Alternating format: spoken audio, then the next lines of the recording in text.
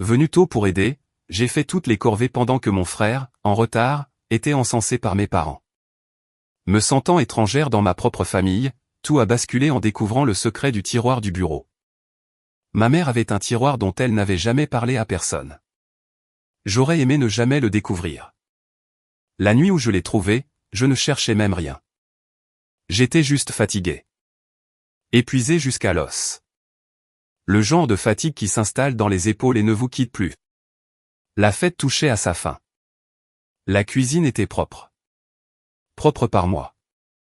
Et tous les autres s'étaient glissés dans le salon avec leurs verres et leurs rires. Je me suis faufilé dans le bureau à domicile de ma mère juste pour m'asseoir une minute, juste pour respirer quelque part au calme où personne n'avait besoin de quoi que ce soit de moi. Je me suis assise sur sa chaise et c'est là que j'ai remarqué que le tiroir inférieur du bureau était ouvert. Juste une fente, juste assez. Je ne l'ai pas ouvert davantage à ce moment-là. Je l'ai juste fixé. Et quelque chose en ma poitrine s'est figé parce que j'avais été dans ce bureau une centaine de fois en 38 ans. Et je n'avais jamais vu ce tiroir ouvert. Pas une seule fois. Ma mère le gardait fermé à clé. Je me souviens d'avoir posé la question quand j'étais enfant et elle avait dit que c'était juste de la paperasse, de vieilles affaires fiscales, des choses ennuyeuses. Mais les choses ennuyeuses n'ont pas besoin de serrure. Je suis restée assise, ma main posée sur le bord de ce tiroir et j'ai pensé que si j'ouvrais ça, quelque chose allait changer.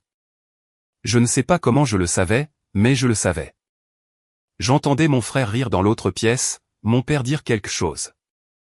La voix de ma mère, chaleureuse et facile, comme toujours quand Marc était là.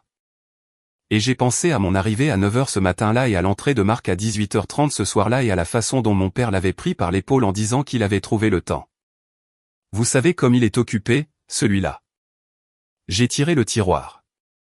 Laissez-moi revenir en arrière car pour comprendre ce qu'il y avait dans ce tiroir, il faut d'abord comprendre qui nous étions ou qui je pensais que nous étions.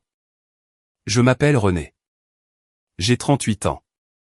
J'ai grandi dans une maison avec 4 chambres en banlieue de Lyon, le genre de quartier où tout le monde avait un jardin impeccable, un monospace et un gratin dauphinois prêt si quelqu'un dans la rue avait eu une semaine difficile. Mes parents, Henri et Denise, avaient bâti une vie décente. Papa a travaillé dans la gestion logistique pendant 22 ans. Maman a dirigé une petite entreprise de comptabilité depuis ce bureau à domicile pendant presque aussi longtemps. Ils n'étaient pas riches, mais ils étaient stables. Ils possédaient la maison sans hypothèque quand j'étais au lycée. Ils avaient des économies. Ils avaient un bien locatif à 3 km de là, une petite maison de 2 chambres qu'ils avaient acquise au début des années 90 et louée régulièrement depuis. Je suis l'aîné. Marc a 4 ans de moins. Les gens disent toujours des choses comme « chaque famille a son préféré », puis ils en rient comme si c'était juste une particularité inoffensive, une blague récurrente. J'avais l'habitude d'en rire aussi. Pendant longtemps, je me suis dit que ce n'était pas du favoritisme.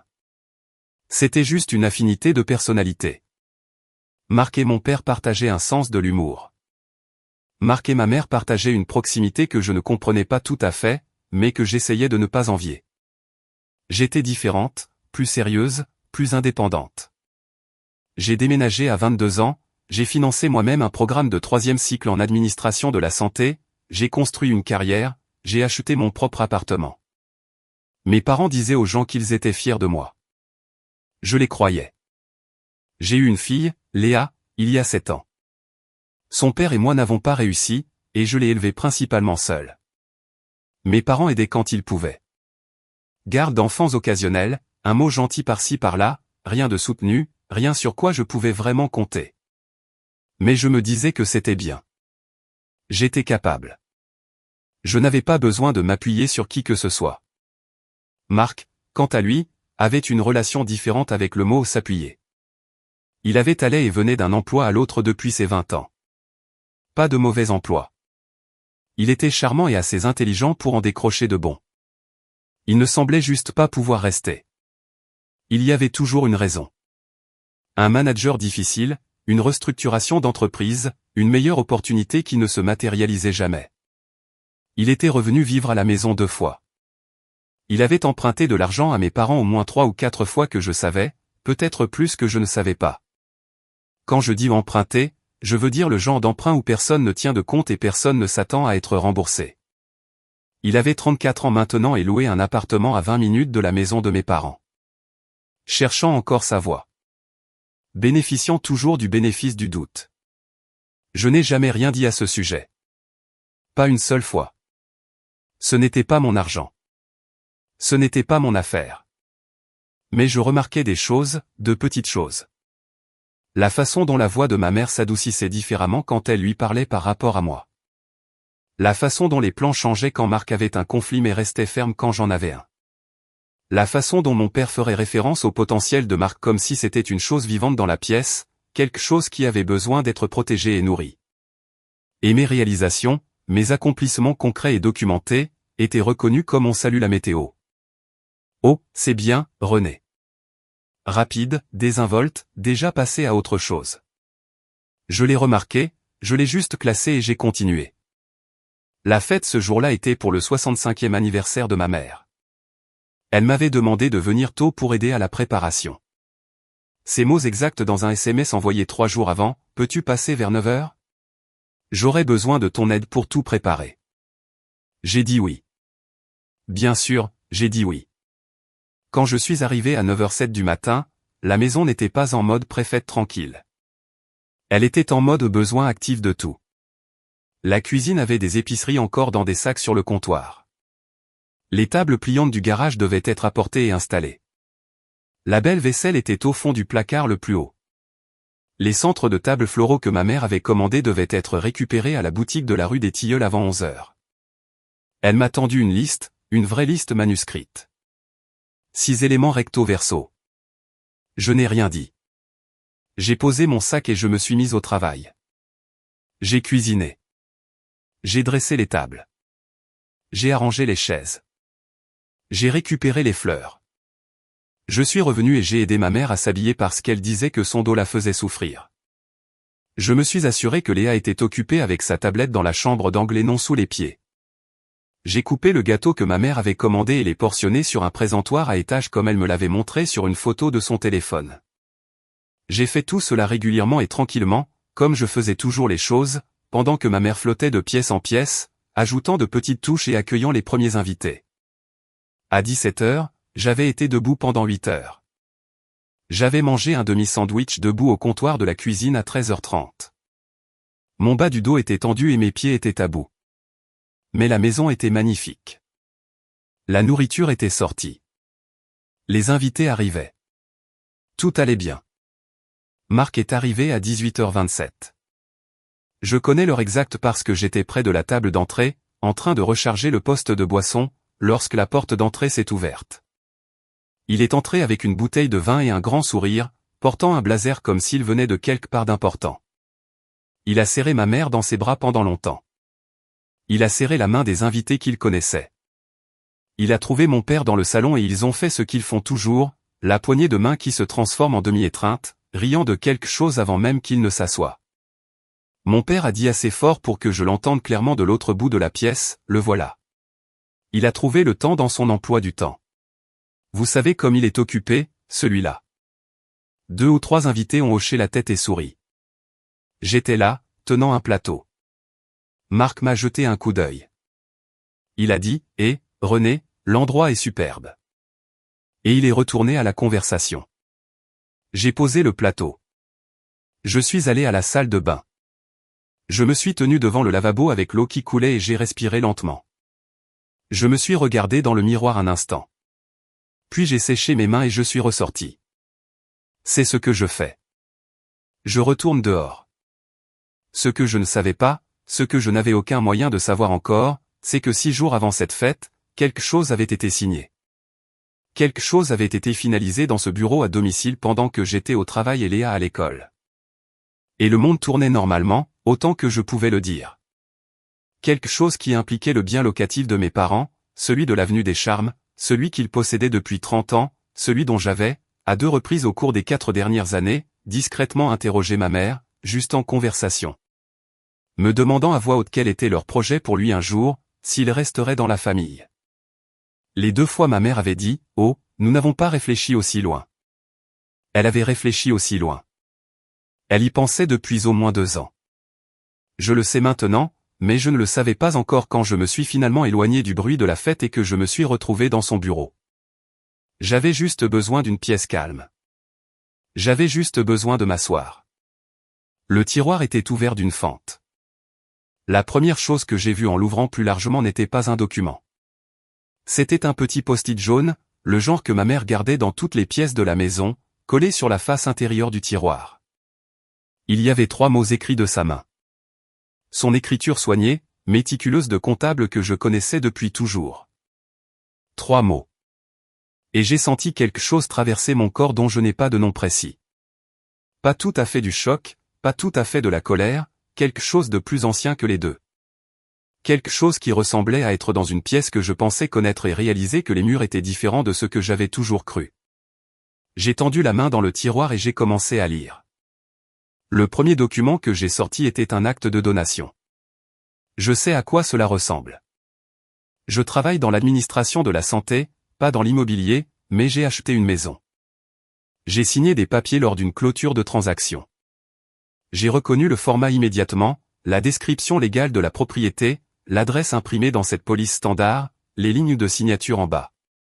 L'adresse de la propriété était le 1147, avenue des Charmes, le bien locatif de mes parents, et le nom sur le transfert n'était pas le mien.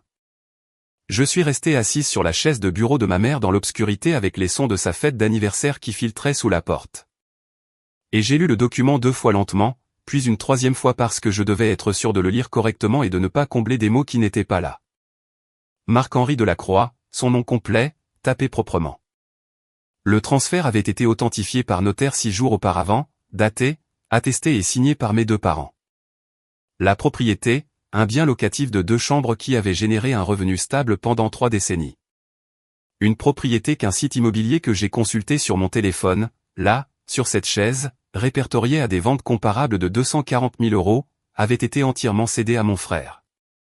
Aucun paiement indiqué, aucune structure de prêt, aucune condition, un don. J'ai posé le document sur le bureau. J'ai posé mes 2 mains à plat sur la surface et je suis resté assise un instant. Le post-it était toujours dans le tiroir, 3 mots de l'écriture de ma mère.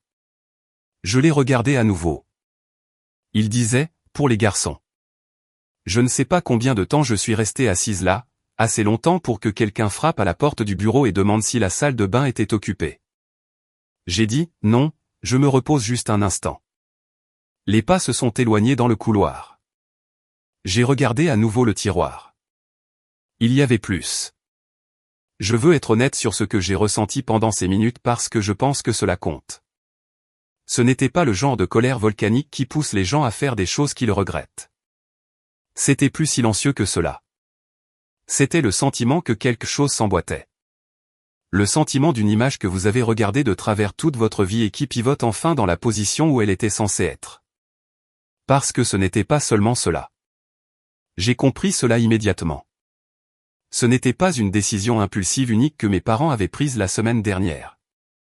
Cela avait été arrangé, planifié, discuté entre eux dans des pièces où je n'étais pas invité, dans des conversations qui avaient eu lieu pendant que j'étais ailleurs, étant capable et autonome et ne dérangeant personne. C'était la destination d'un très long chemin, et j'avais marché à côté de ce chemin toute ma vie d'adulte sans réaliser où il menait. J'ai pensé à la conversation que j'avais eue avec ma mère il y a 4 ans. Nous étions assises à sa table de cuisine. Léa avait 2 ans. J'étais épuisé de cette manière particulière qu'éprouvent les mères célibataires de tout petit, le genre profond, cellulaire. Et j'avais dit doucement, avec précaution, que je m'interrogeais sur l'avenir, sur la question de savoir si mes parents avaient réfléchi à la façon dont le revenu locatif ou la propriété elle-même pourrait un jour s'intégrer dans la planification successorale. Je ne demandais rien de spécifique. Je n'exigeais rien. J'avais une conversation d'adulte avec ma mère sur des réalités pratiques. Elle m'avait regardé avec cette expression douce et calme et avait dit, « René, tu es si capable. Tu t'es toujours débrouillé seul. Nous ne nous faisons pas de soucis pour toi. » J'avais pris cela pour un compliment.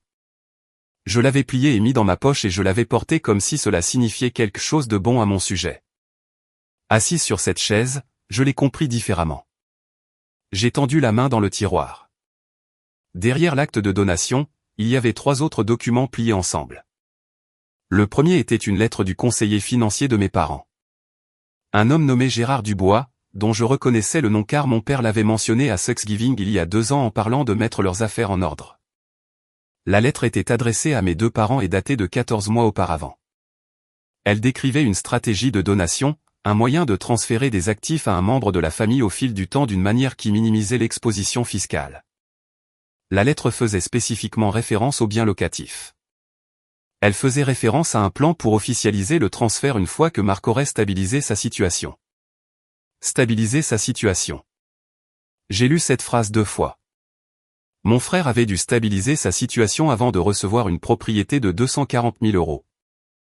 Et apparemment, au cours des 14 derniers mois, cette barre avait été franchie. Un nouvel appartement et un emploi qu'il avait occupé pendant 8 mois comptaient apparemment comme suffisamment stables. Moi, pendant ce temps, j'étais stable depuis 16 ans. J'avais une carrière, une maison dont j'étais propriétaire, une fille que j'élevais, des économies que j'avais bâties à partir de rien. Je n'avais jamais une seule fois demandé d'aide financière à mes parents à l'âge adulte. Pas une seule fois. Cela n'avait pas été un facteur dans le moindre calcul dans ce tiroir. Le deuxième document était une impression d'une chaîne de mai entre ma mère et Gérard Dubois.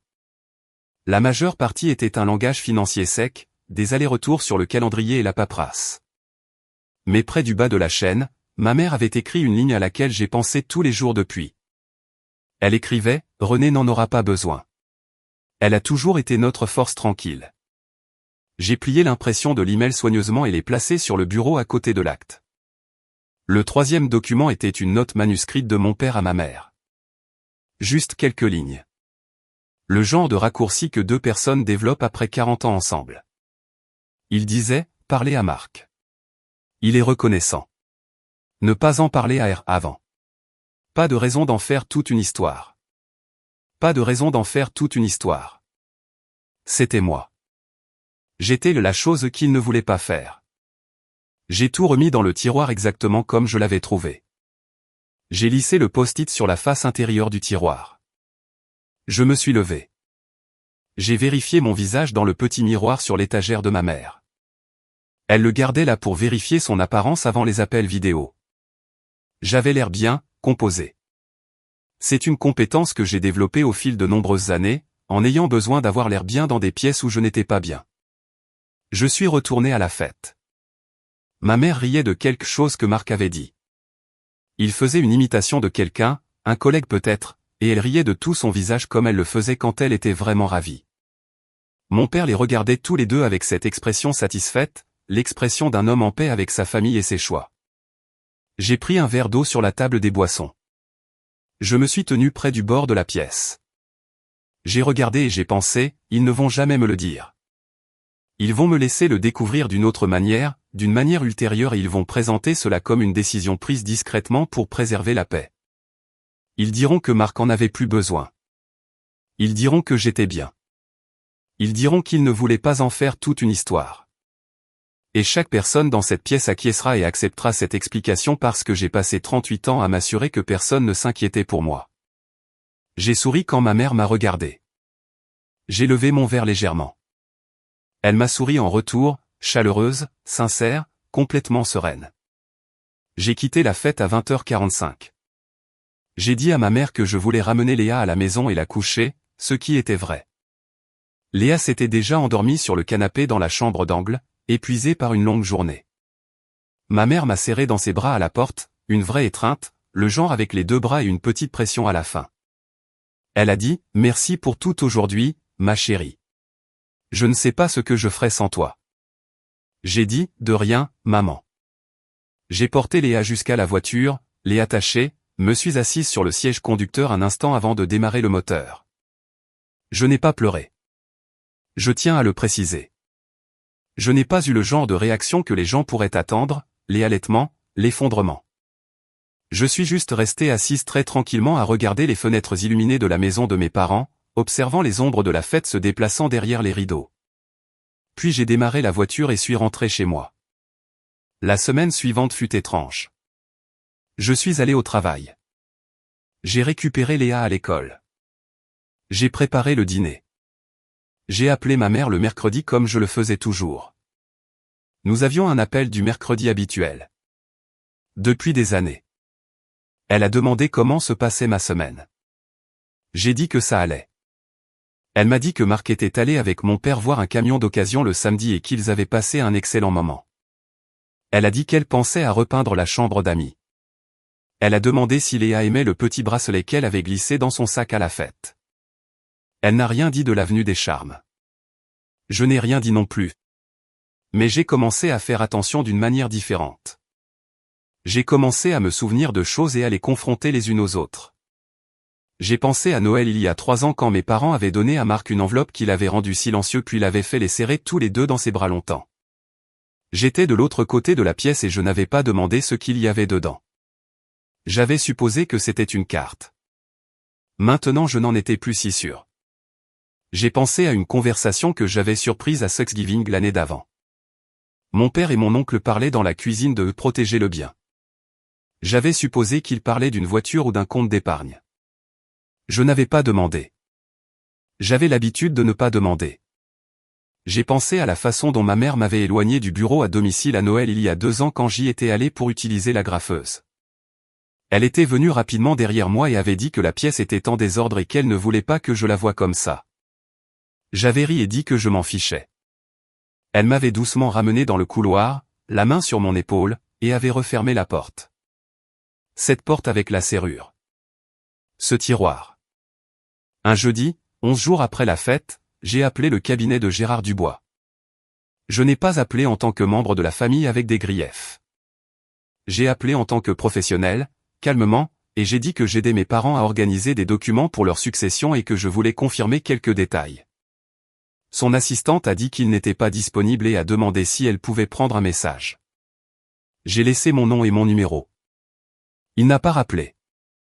Le samedi, je suis passé devant le 1147, avenue des Charmes. Je n'y étais pas allé depuis des années.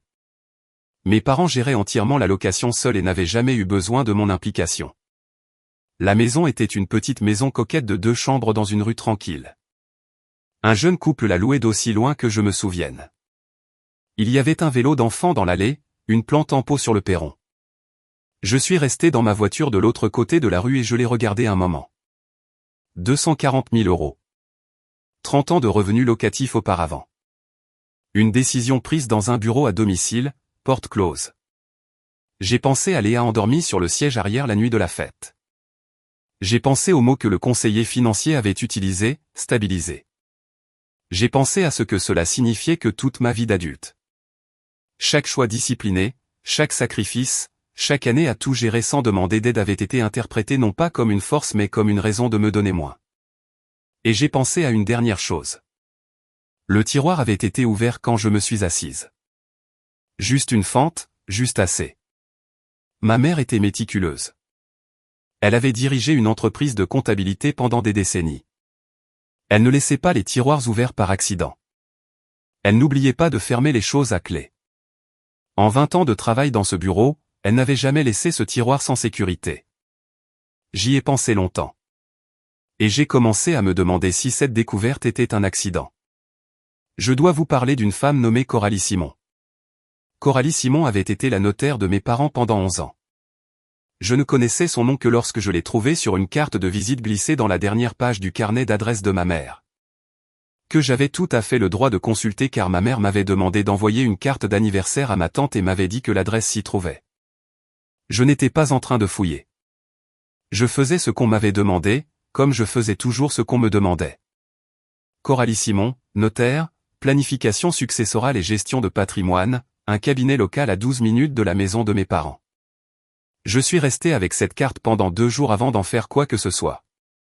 Un mardi matin, pendant que Léa était à l'école et que j'avais pris une journée personnelle de travail, j'ai appelé le numéro. J'ai dit que je n'étais pas une cliente existante, mais que j'avais des questions concernant une affaire de succession impliquant ma famille. La réceptionniste a été gentille. Elle a dit que Coralie avait une annulation le jeudi à 11 h. J'ai pris rendez-vous. Je veux vous décrire Coralie Simon parce qu'elle est importante pour cette histoire d'une manière spécifique. Elle avait la soixantaine, des cheveux argentés coupés courts et pratiques, des lunettes de lecture sur une chaîne perlée, le genre de femme qui a été assise en face de gens en deuil. Confus et en colère pendant si longtemps qu'elle a appris à rester très calme et à les laisser trouver leur propre chemin vers le point essentiel. Elle ne m'a pas pressé. Elle n'a pas rempli le silence de bruit. Elle a juste attendu pendant que j'exposais ce que je savais. L'acte de donation, la lettre du conseiller financier, l'email, la note de mon père.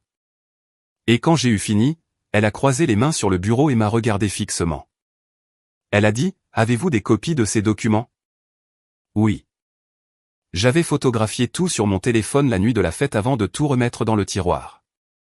Elle a examiné les photos attentivement. Elle a posé quelques questions précises sur les dates et l'authentification notariée et si mes parents avaient un testament existant et si j'avais déjà été nommé dans un document lié au bien locatif. J'ai répondu à tout ce que j'ai pu. Elle a pris des notes. Puis elle a dit quelque chose qui a réarrangé les meubles dans mon esprit. Elle a dit, le transfert lui-même est légal. Ils avaient tout à fait le droit de faire don de la propriété. Mais il y a des questions ici concernant la conformité de la documentation successorale complète avec ce que vos parents ont dit à leurs 2 enfants concernant leurs intentions. Cela compte s'il y a eu une attente raisonnable créée. J'ai dit, que signifie attente en langage clair? Elle a dit, cela signifie, vos parents vous ont-ils dit, directement ou indirectement, que vous seriez incluse dans la distribution de ce bien? Et j'ai pensé à la voix de ma mère à la table de la cuisine il y a 4 ans. J'ai pensé à la conversation que j'avais eue avec elle sur l'avenir. J'ai pensé à ce qu'elle avait dit. Et j'ai réalisé que ce qu'elle avait dit n'était pas un non. C'était une redirection douce, chaleureuse et maternelle que j'avais acceptée parce que je lui faisais confiance. J'ai dit à Coralie ce que ma mère avait dit, mot pour mot, du mieux que je me souvenais. Coralie l'a écrit. Elle a dit qu'elle ne pouvait me faire aucune promesse. Elle a dit que ces situations étaient compliquées et que les résultats n'étaient jamais certains. Mais elle a dit qu'il y avait des pistes à explorer et que si je voulais aller de l'avant, elle pourrait contacter le représentant de mes parents, Gérard Dubois, et demander un relevé complet de la documentation successorale telle qu'elle se présentait. J'ai dit oui. Gérard Dubois m'a appelé personnellement 4 jours plus tard. Son ton était prudent, professionnel, mais prudent. La façon dont les gens parlent quand ils ont réalisé que quelque chose n'allait plus être traité discrètement. Il a dit qu'il comprenait que j'avais des questions sur la planification successorale de mes parents et qu'il voulait m'assurer que tout avait été fait conformément aux souhaits de mes parents et en pleine conformité légale. J'ai dit que je comprenais cela. J'ai dit que je voulais juste m'assurer d'avoir une image complète de la situation et que mon avocate avait envoyé une demande formelle de documentation. Il y a eu une pause sur la ligne. Il a dit, votre avocate? J'ai dit, oui. Une autre pause, plus courte cette fois. Puis il a dit qu'il me recontacterait. Ma mère m'a appelé ce même soir, un mercredi, pas notre jour d'appel habituel. Elle a appelé à 19h14, pendant que je faisais la vaisselle, et Léa faisait ses devoirs à la table de la cuisine. Sa voix était différente, toujours calme, mais avec quelque chose en dessous, quelque chose de prudent et légèrement répété. La façon dont une personne parle quand elle a réfléchi à ce qu'elle voulait dire avant de composer. Elle a dit qu'elle avait appris que j'avais contacté Gérard et qu'elle voulait juste parler de mère à fille avant que les choses ne se compliquent. J'ai séché mes mains. Je suis allé dans le couloir pour que Léa n'entende pas. J'ai dit, je vous écoute, maman. Elle a dit que la décision concernant le bien locatif avait été une décision pratique. Elle a dit que Marc était à un point de sa vie où un bien stable pouvait faire une réelle différence. Elle a dit que j'avais toujours été si solide, si organisé qu'il ne s'était pas inquiété. Elle a utilisé ce mot à nouveau, inquiété. Comme si la mesure de ce qu'un enfant méritait était déterminée par la quantité de nuits blanches que leurs parents passaient à penser à lui. Elle a dit, tu vas bien t'en sortir, René. Tu t'es toujours bien débrouillé. J'ai dit, je sais que je vais bien m'en sortir, maman. Ce n'est pas vraiment de cela qu'il s'agit. Elle est restée silencieuse un instant. J'ai dit, je veux juste comprendre quel est le plan complet pour tout, pas seulement la location, tout. Je pense que je mérite de savoir où j'en suis. Elle a dit qu'elle ne voulait pas que cela devienne une situation légale. Elle a dit que c'était une affaire de famille et que cela devait rester au sein de la famille. Elle a dit, n'en fais pas quelque chose qui n'a pas lieu d'être. J'ai dit, je n'en fais rien. Je pose juste des questions. Nous sommes restés en ligne un instant sans parler. Puis elle a dit qu'elle parlerait à mon père et qu'il trouverait un moment pour nous asseoir ensemble. J'ai dit que cela me paraissait bien. J'ai dit que je l'aimais. Elle a dit qu'elle m'aimait aussi. Et je suis resté dans mon couloir une longue minute après que nous ayons raccroché, regardant dans le vide, ressentant le poids particulier d'aimer quelqu'un qui ne vous a pas protégé comme vous en aviez besoin. La réunion a eu lieu un dimanche après-midi, 3 semaines plus tard. C'était à la maison de mes parents. Mon père avait appelé et demandé si je viendrais seul, c'est-à-dire sans avocate présente, et j'avais accepté à condition que Coralie soit disponible par téléphone si nécessaire. Il a dit d'accord. Marc était là. Ce fut une surprise.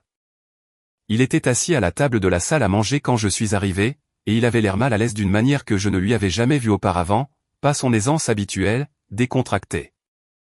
Il était légèrement penché en avant, les mains autour d'une tasse de café, ne me regardant pas tout à fait dans les yeux quand je suis entré. Mes parents étaient assis en face de moi. Gérard Dubois leur avait apparemment envoyé un résumé de la documentation que Coralie avait demandé. Et l'une des choses que ce résumé avait signalé était une lettre antérieure écrite par ma mère à Gérard 4 ans auparavant, à peu près au moment de notre conversation à la table de la cuisine, dans laquelle elle avait décrit son intention de traiter les 2 enfants de manière égale dans la distribution finale de la succession, le bien locatif et la maison principale devant être divisés ou liquidés et partagés entre René et Marc au décès du second parent. Cette lettre existait par écrit avec sa signature. Gérard avait apparemment jugé important de s'assurer que mes parents étaient conscients de son existence avant que les choses ne progressent davantage. Mon père paraissait plus vieux cet après-midi-là que je ne l'avais jamais vu. Il avait un dossier sur la table devant lui, et il gardait sa main à plat dessus. Il a dit qu'il voulait expliquer leur raisonnement. Il a dit que les choses avaient évolué et qu'ils avaient pris ce qu'ils pensaient être une décision pratique compte tenu des circonstances de Marc. Je l'ai laissé finir. Puis j'ai dit doucement, « Papa, je comprends la décision. Je veux juste savoir ce que cela signifie pour ce que tu as écrit il y a 4 ans concernant la distribution égale, concernant nous 2. » Il a regardé ma mère. Elle a regardé la table. Marc a dit, René, puis s'est arrêté. Il a essayé à nouveau. Il a dit, je n'étais pas au courant de la lettre. Je veux que tu le saches. Je ne savais pas qu'il l'avait mis par écrit. Je l'ai regardé un instant. Je l'ai cru. C'est la partie compliquée de cette histoire. Je l'ai réellement cru. Marc avait reçu des choses toute sa vie sans comprendre le coût total de ce qui lui était donné. Cela ne le rendait pas juste, mais cela le rendait humain. J'ai dit, je sais, Marc. Ma mère a levé les yeux alors. Ses yeux étaient humides. Elle a dit, nous pensions juste que tu n'en avais pas besoin de la même manière. J'ai dit, ce n'était pas à toi de décider, maman. Tu m'as dit qu'il y avait un plan qui m'incluait. Que j'en ai besoin ou non, tu as fait une promesse. La pièce était calme. Pas de voix élevées, pas de drame, juste 4 personnes assises à une table de salle à manger avec la lumière de l'après-midi filtrant à travers les rideaux et une vérité trônant au centre que personne ne pouvait plus ignorer. Coralie et Gérard ont passé 6 semaines à régler les détails. Je ne vais pas passer en revue chaque document et chaque négociation parce que, honnêtement, c'était épuisant et fastidieux et ce n'est pas le but de cette histoire. Le point est ce qui a été convenu parce que la lettre de ma mère à Gérard établissait une intention documentée et parce que cette intention avait été matériellement contredite par le transfert de propriété, il y avait une base légitime pour un arrangement correctif. Mes parents ne voulaient pas que cela aille plus loin. Gérard ne voulait pas que cela aille plus loin. Et je ne voulais pas passer la prochaine décennie dans un litige juridique avec ma propre famille. Ce qui fut convenu fut ceci. Une portion de la valeur successorale éventuelle de la maison principale, documentée et officialisée, a été désignée pour égaliser la distribution entre Marc et moi. Mes parents ont mis à jour leur plan successoral formellement par écrit, nous nommant tous les 2 spécifiquement. Les nouveaux documents sont allés au cabinet de Coralie. J'en ai une copie dans mes propres dossiers. Ce ne fut pas instantané. Ce ne fut pas dramatique. Ce fut juste une correction. Discrète et documentée et réelle. Ce que les gens ne vous disent pas à propos de moments comme celui-ci, c'est qu'ils ne réparent pas tout. La propriété est toujours au nom de Marc. Mes parents sont toujours mes parents. Nous avons toujours des appels du dimanche, des fêtes d'anniversaire et des dîners de fête. Certaines choses se sentent différentes maintenant d'une manière que je n'ai pas encore de mots clairs pour décrire. Ma mère me serre dans ses bras de la même manière qu'elle l'a toujours fait, mais je remarque parfois qu'elle me regarde un peu plus longtemps qu'avant, comme si elle voyait quelque chose qu'elle avait manqué et n'était pas entièrement sûre de quoi faire avec cela. Mon père ne s'est jamais directement excusé. Mais le printemps dernier, il est venu au spectacle scolaire de Léa, a roulé 40 minutes, est arrivé en avance, s'est assis au premier rang. Après, il nous a emmenés toutes les deux manger une glace, et il a passé tout le temps à poser des questions à Léa sur sa vie. Avec une attention ciblée, que je ne l'avais jamais vu nous accorder auparavant. Il n'a rien dit de ce qui s'était passé, mais je pense que cette soirée-là était sa façon de dire quelque chose quand même. Léa a 8 ans maintenant. Elle est drôle, têtue et pose des questions sur tout. Elle m'a dit récemment qu'elle voulait être notaire quand elle serait grande parce qu'elle a dit que les notaires connaissent toutes les vraies règles. J'en ai ri longtemps. Elle n'a aucune idée à quel point elle a raison. Ce que je sais maintenant, que je ne savais pas avant de trouver ce tiroir, c'est ceci. Être capable n'est pas la même chose qu'être valorisé. Être forte n'est pas la même chose qu'être vue. Et les personnes qui vous aiment le plus ne sont pas automatiquement exemptées des façons dont elles peuvent vous décevoir. On peut tenir les deux à la fois. L'amour et l'échec, le lien et la blessure. J'ai cessé d'attendre que ma famille reconnaisse ma valeur d'elle-même. J'ai commencé à m'assurer qu'elle soit documentée. Cela a tout changé. Si vous avez déjà été celle qui arrive tôt, fait le travail, tient tout ensemble et se retrouve quand même avec moi, je veux que vous sachiez que je vous vois. Vous n'êtes pas invisible. Vous n'êtes pas bien juste parce que vous avez appris à gérer. Vous méritez la même considération que tout le monde dans cette pièce.